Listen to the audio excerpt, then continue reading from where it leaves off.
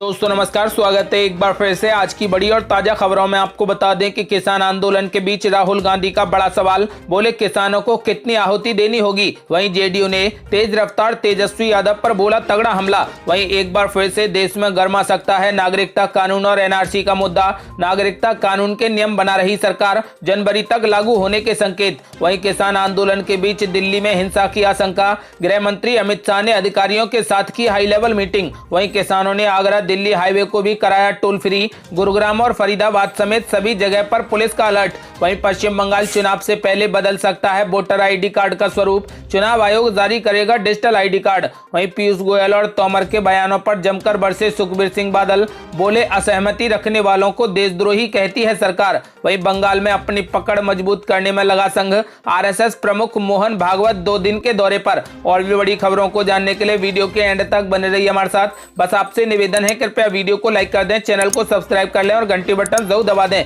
वहीं पहली बड़ी खबर, आज भारत में पिछले 24 घंटे में कोरोना वायरस के 30,005 नए मामले सामने आए, जिससे अब कुल मरीजों की संख्या बढ़कर 98,26,775 हो गई और पिछले 24 घंटे में ही 442 लोगों की मौत हो गई।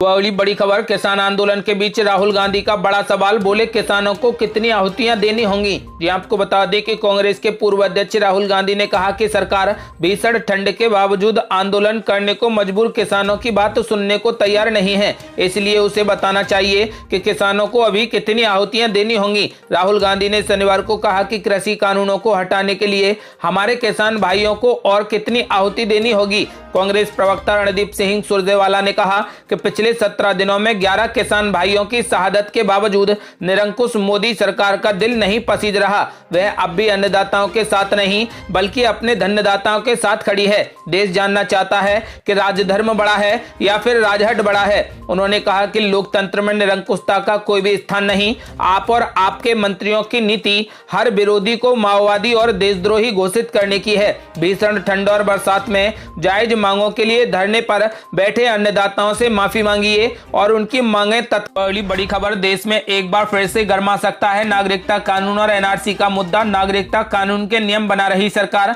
जनवरी तक लागू होने के संकेत। जी आपको बता दें कि केंद्र सरकार बहुचर्चित नागरिकता कानून के नियम तैयार कर रही है। गृह मंत्रालय ने एक आरटीआई के जवाब में ये जानकारी दी है। पिछले साल सरकार ने दोनों सदनों में नागरिकता संशोधन विधेयक को पास करा लिया था, जिसके अगले दिन 12 दिसंबर को राष्ट्रपति के हस्ताक्षर करके इसे अंतिम स्वीकृति दे दी गई थी। आपको बता दें कि हालांकि अभी तक नियम तैयार करने की प्रक्रिया पूरी न होने से नागरिकता कानून अप्रभावित बना हुआ है। नियम तैयार होने के बाद इसकी अधिसूचना जारी हो जाएगी और देश भर में नागरिकता कानून लागू हो जाएगा। इसी बीच कानून को लेकर पूर्वोत्तर से एक बार फिर से विरोध के स्वर उठने लगे हैं, जो सरकार की चिंता बढ़ा सकते हैं। भाजपा के वरिष्ठ नेता कैलाश विजयवर्गीय ने पिछले सप्ताह पश्चिम बंगाल में कहा कि नागरिकता संशोधन अधिनियम अगले साल जनवरी से लागू होने की संभावना है। केंद्र सरकार और भाजपा पश्चिम बंगाल में बड़ी संख्या में शरणार्थी आबादी को नागरिकता देने की इच्छुक है। साथ ही अप्रत्याशित रूप से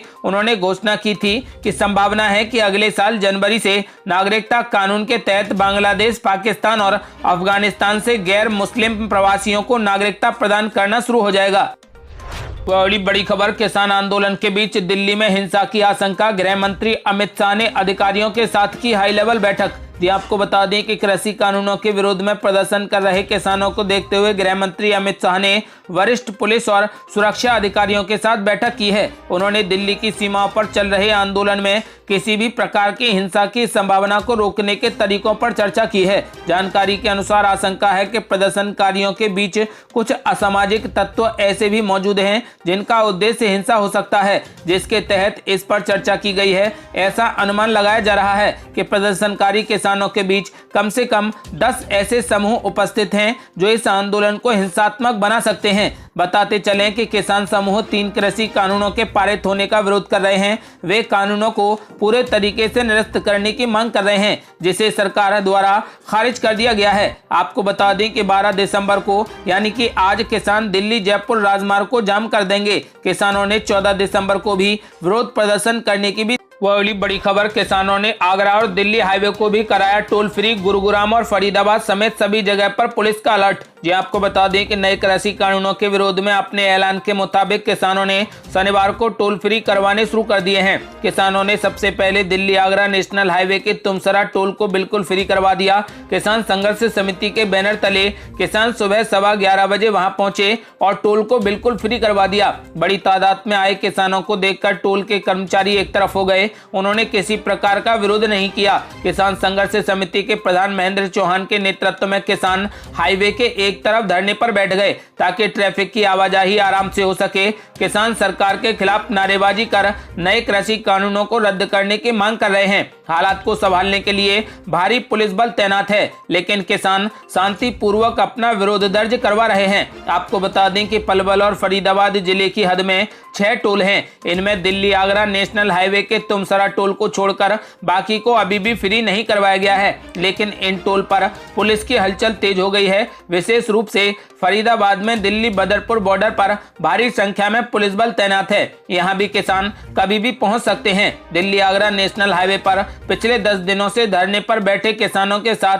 अब स्थानीय किसान भारी संख्या में आ गए हैं। इससे किसानों के आंदोलन को और मजबूती मिली है। आपको बता दें कि उन्होंने कहा है कि ये आंदोलन किसी धर्म और जाति क्षेत्र का नहीं है, बल्कि अब ये आंदोलन हर भारतीय का बन गया है। वह अगली बड़ी खबर, पश्चिम बंगाल चुनाव से पहले बदल सकता है वोटर आईडी कार्ड का स्वरूप। चुनाव आयोग जारी करेगा डिजिटल आईडी कार्ड। जी आपको बता दें कि भारत में जल्दी ही लोगों को वोटर आईडी की हार्ड कॉपी रखने से आजादी मिलेगी। भारत निर्वाचन आयोग मतदाता आईडी कार्डों को डिजिटाइज करने और हार्ड कॉपी से दूर करने की योजना बना रहा है। तमिलनाडु, पश्चिम बंगाल, असम, केरल और पांडुचेरी में अगले साल मई में होने वाले विधानसभा चुनावों से पहले चुनाव आयोग मतदाता फोटो पहचान पत्र को डिजिटल स्वरूप में कर सकता है। आपको बता दें कि वर्तमान में वोटर आईडी कार्ड फिलहाल सिर्फ हार्ड कॉपी के रूप में उपलब्ध है और अब पीडीएफ के रूप में इसे उपलब्ध करवाया जा रहा है। मामले से परिचित लोगों ने कहा कि ये योजना कैसे काम करेगी, इसके तौर तरीकों को अभी भी अंतिम रूप दिया जा रहा है। वह अगली बड़ी खबर, पीयूष गोयल और नरेंद्र सिंह तोमर के बयानों पर जमकर बरसे सुखबीर सिंह बादल। बोले, असहमति रखने वाले लोगों को देशद्रोही कहती है सरकार। जी आपको बता दें कि केंद्र के तीनों नए कृषि कानूनों की वजह से एनडीए से अलग हुए श्रोमणी अकाली दल ने शनिवार को सरकार पर जमकर निशाना साधा। आपको बता दें कि श्रोमणी अकाली दल के प्रमुख सुखबीर सिंह बादल ने कहा कि जो भी सरकार से असहमत होता है उसे सरकार देशद्रोही कहती है। मालूम हो कि पंजाब हरियाणा के हजारों किसान पिछले 17 दिनों से दिल्ली के बॉर्डर पर आंदोलन कर रहे हैं। श्रोमणी अकाली दल के प्रमुख सुखबीर सिंह बादल ने कहा कि बड़े दुख की बात है कि केंद्र सरकार किसानों के संघर्ष को बदनाम करने की पूरी कोशिश कर रही है। जो भी केंद्र सरकार के साथ सहमत नहीं है उसे सरकार देशद्रोही कहती है। मैं केंद्र को कहना चाहता हूं कि जो किसान बैठे हैं इनका किसी धर्म के साथ संबंध नहीं है, ये अन्नदाता हैं। सुखबीर सिंह बादल ने कहा कि केंद्र की कोशिश है कि किसान आंदोलन को राजनीतिक दलों और खालिस्तानियों का कहकर बदनाम किया जाए। ये दुर्भाग्यपूर्ण है कि अगर कोई भी उनसे असहमत होते हैं तो वे उन्हें देशद्रोही कहते हैं। ऐसे बयान देने वालों को सार्वजनिक रूप से माफी मांगनी चाहिए। हम केंद्र के रवैये और ऐसे बयानों की निंदा करते हैं। वह अगली बड़ी खबर, कृषि कानूनों पर प्रधानमंत्री नरेंद्र मोदी बोले, अब सभी अड़चनें दूर की जा रही हैं, मेरे देश के किसानों को होगा फायदा। आपको बता दें कि प्रधानमंत्री नरेंद्र मोदी ने वीडियो कॉन्फ्रेंसिंग के जरिए फिक्की की 93वीं वार्षिक आम बैठक का उद्घाटन किया। इसके बाद उन्होंने कार्यक्रम को संबोधित किया। इस दौरान उन्होंने कृषि कानूनों को लेकर बड़ी बातें कही हैं। प्रधानमंत्री नरेंद्र मोदी ने कहा कि किसानों के लिए हमने दीवारें देखी हैं, अब वो सभी दीवारें हटाई जा रही हैं, सभी अड़चनें हटाई जा रही हैं। इन रिफॉर्म्स के बाद किसानों को नए बाजार मिलेंगे, इससे उन्हें फायदा होगा। आपको बता दें कि उन्होंने कहा कि आज भारत के किसानों के पास अपनी फसल मंडियों के साथ ही बाजार भी बेचने का विकल्प है। आज भारत में मंडियों का आधुनिकीकरण तो हो ही रहा है, किसानों को डिजिटल प्लेटफॉर्म पर फसल बेचने और खरीदने का भी विकल्प दिया है। इन सारे प्रयासों का लक्ष्य यही है कि किसानों की आय बढ़े, देश का किसान समृद्ध हो। जब देश का किसान समृद्ध होगा तो देश ही समृद्ध होगा। होगा। अगली बड़ी खबर, आरएसएस प्रमुख मोहन भागवत आज से बंगाल के 2 दिवसीय दौरे पर, जाने क्या है कार्यक्रम। जी आपको बता दें कि राष्ट्रीय स्वयंसेवक संघ यानी आरएसएस प्रमुख मोहन भागवत आज से बंगाल के 2 दिवसीय दौरे पर हैं। वे बंगाल में संघ के नेताओं और आम लोगों से मिलेंगे। केंद्र और ममता सरकार के बीच चल रहे टकराव के बीच मोहन भागवत का ये दौरा काफी अहम माना जा रहा है। आपको बता दें कि अगस्त 2019 के बाद से मोहन भागवत का ये 5वां बंगाल का दौरा है। वे आज कोलकाता एयरपोर्ट पर उतरेंगे और वहां से सीधे कोलकाता में बने आरएसएस के कार्यालय में जाएंगे। आपको बता दें कि मोहन भागवत वहां पर आरएसएस के स्वयंसेवकों के साथ आंतरिक बैठक भी करेंगे। आरएसएस ने स्पष्ट किया है कि मोहन भागवत के ये सभी कार्यक्रम आंतरिक रहेंगे और इनमें किसी में भी मीडिया का प्रवेश की अनुमति नहीं दी जाएगी।